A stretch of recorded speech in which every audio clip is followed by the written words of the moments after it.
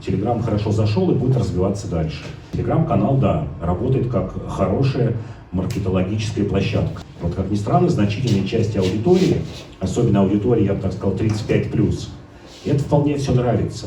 То, что создал Дуров, всем казалось, что это архаика, и Дуров, ну, в принципе, да, повторил какой-то такой первый интернет начала нулевых, где нет алгоритмической ленты. Это что-то похоже на какие-то форумы, там, условно, 2001-2002 года. Вот все, что тогда было. Все соцсети стали уходить в алгоритмическую ленту. Телеграм становится, наверное, уже стал главной медиасредой страны. События 22 года, годичной давности, показали, что, в общем, ограничений в СМИ очень много. Все, кто хочет писать и как-то обходить ограничения, они уходят в Телеграм. И Телеграм сейчас достиг, вот как раз на днях увидел цифру, что по числу активных пользователей он превысил как раз даже YouTube. В YouTube это 50 миллионов 700 тысяч, в Телеграме 50 миллионов 900 тысяч. Ну, то есть фактически, если мы берем там более-менее взрослое население, те, кто пользуется интернетом, это около 100 миллионов человек, ну, половина людей сидят в Телеграме. Читают Телеграм, это стало главной медиасредой. И я думаю, что вот этот статус Телеграма, он все будет расти, расти и расти.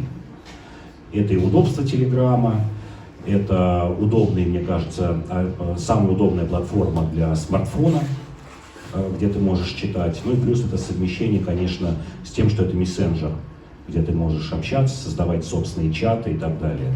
Это вообще что-то, конечно, такое уникальное. Телеграм хорошо зашел и будет развиваться дальше. Это если говорить о медиасреде. Ну и, конечно, политические ограничения. Как я уже говорил, 22 год показал, что у нас все больше цензуры, все больше ограничений. В Телеграме пока мы этого не видим.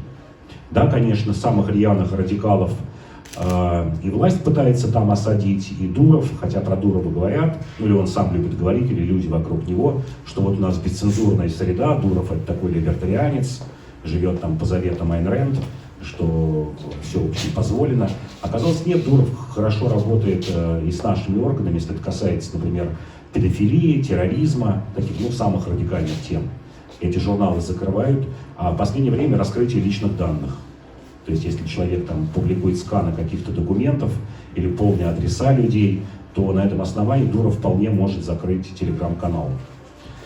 Вот. То есть ограничения, конечно, есть, но не такие жесткие, как в целом ограничения по другим нашим медиаплощадкам. Телеграм-канал стал площадкой влияния, начиная от политических до всяких коммерческих и общественных структур, которые пытаются себя позиционировать именно в первую очередь в телеграм-каналах. Это, конечно, большой феномен телеграм-сеток, когда телеграм-каналы включаются в какую-то общую сеть, ну, соединяет их, наверное, у кого-то один владелец, кого-то, скажем, какая-то бизнес-среда, но тем не менее. Это тоже такой феномен. Он был немножко так, в живом журнале в конце нулевых годов, в начале десятых. И, кстати говоря, тогда он получил отторжение, публика была не готова. В то время начали заходить и политические структуры, и структуры всякие коммерческие, но тогда у людей в живом журнале не зашло. Люди посчитали, что вот те самые люди, сетки, они испортили живой журнал. А сейчас, вот как ни странно, вот что-то изменилось в психологии людей, они нормально это воспринимают, понимают, что там есть сетка, скажем, очень крупная Владимира Соловьева, у которого там, не знаю, наверное, каналов 50-70 в его среде вокруг всяких патриотических политологов. И люди читают, заходят, и большого возмущения, конечно, у оппонентов это вызывает возмущение, но те люди, которые читают Соловьева, они, в общем, считают, что это нормально, что вокруг него есть сателлиты, там 50-70, а то есть 100 каналов, и воспринимают это как норму. Но насколько знаю, что у региональных администраций есть большие сетки. Что еще важно?